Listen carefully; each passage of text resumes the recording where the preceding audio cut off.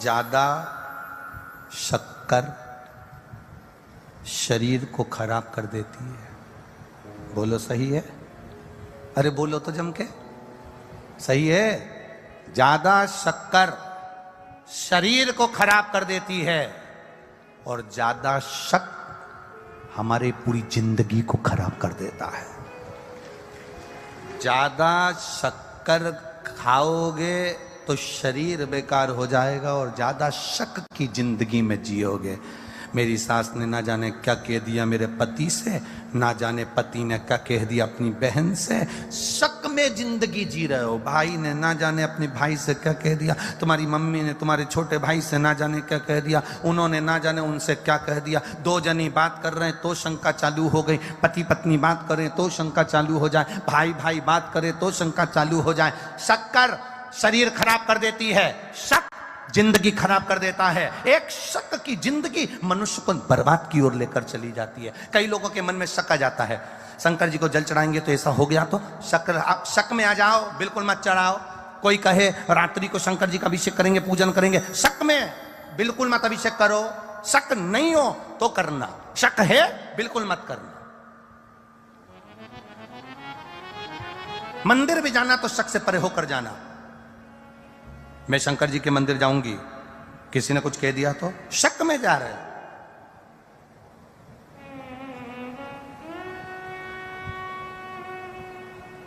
कथा में बैठे हो, कोई तुमको देख रहा है तो तुमने कह दिया, बताओ मुझे घूर घूर के देख रहा है, शक।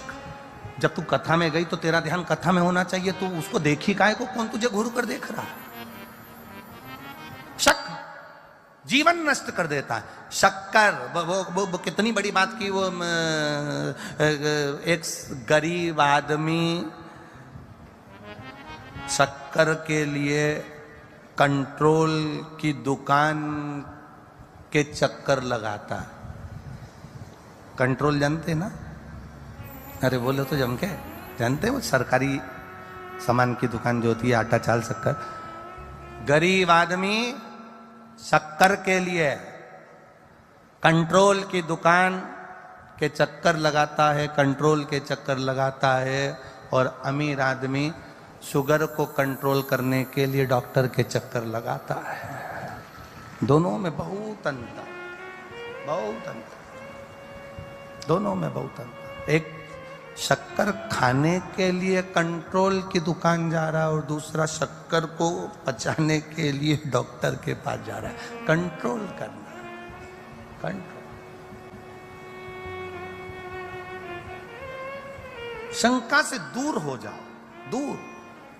कई लोग होते हैं, एक बुजुर्ग व्यक्ति रेल में सफर कर रहा था, ट्रेन में जा रहा था, बेचारा सीधा साधा था। कुछ पढ़े लिखे लड़के ट्रेन में चढ़ गए। चढ़ते से लड़कों ने विचार करा, यहाँ लिखा है चेन खींचने पर 1 साल की सजा या 2000 रुपये जुर्माना। क्या करना है? अपन ने तो आज तक खींच के नहीं देखी ट्रेन की चेन। तो दूसरा बोला खींच लो, क्या जा रहा है। तो 2000 रुपये कहाँ से आएंगे? चारों मित्रों ने कहा 500 इकट्ठे करो, 2000 दे देंगे। चारों ने 500 इकट्ठे करके जेब में रखे, चेन खींच दी।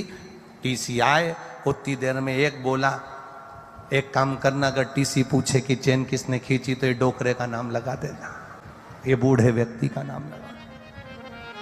चेन खींची, टीसी आया, पुलिस वाला आया और उन्होंने पूछा चेन किसने खींची? चारों लड़कों ने कहा ये बूढ़े आदमी ने खींची, ये डोकरे ने खींची, ये बूढ़े बुजुर्ग ने खींची। डोकरे से पूछा बूढ़े आदमी से, तुमने चेन खींची? हाँ। क्यों चेन खींची? इन चारों ने मेरे 2000 रुपए ले लिए।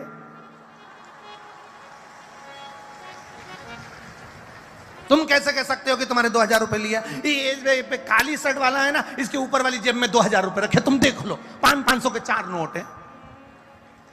टीसी ने पुलिस वाले से कहा निकाल, इसकी जेब में से निकाल जरा। और जो जेब में से निकाले तो 500 के नोट टीसी ने निकाल के बूढ़े आदमी को हाथ जोड़कर कहा क्षमा मांगते हैं। और पुलिस वाले से कहा इनके दे 2-4 दरके ले चल। चारों बताओ ट्रेन में चोरी।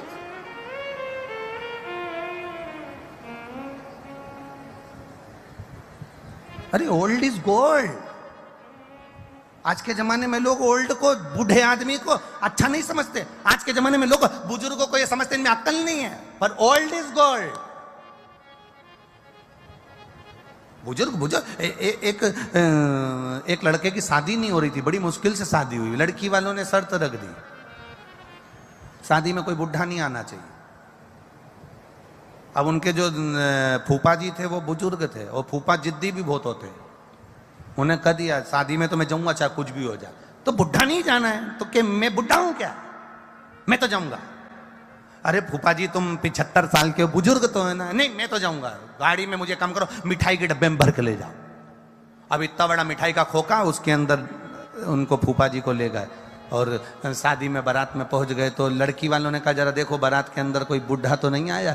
जो देखा तो बारात में कोई बुढ़ा नहीं है साहब। तो क्या ठीक है बारात को आने दो। बारात सज धज के दरवाजे पर पहुंची। जो दरवाजे पर दूल्हे की सास ने आरती उतारी, वहीं पर दुल्हन का पिता बोला लड़का अंदर जब आएगा, भावर जब होगी, फेरे जब होंगे,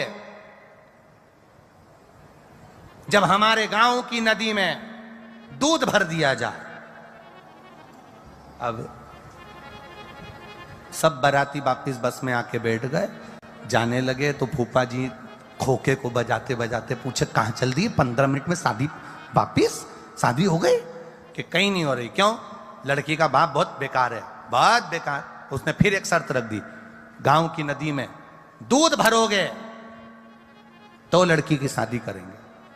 तो इतने में फूफा जी बोले कौन सी टेंशन की बात है, बारात लेकर वापस मत जाओ, लड़की के बाप से कह दो तुम पानी खाली कर दो, हम दूध भर देंगे।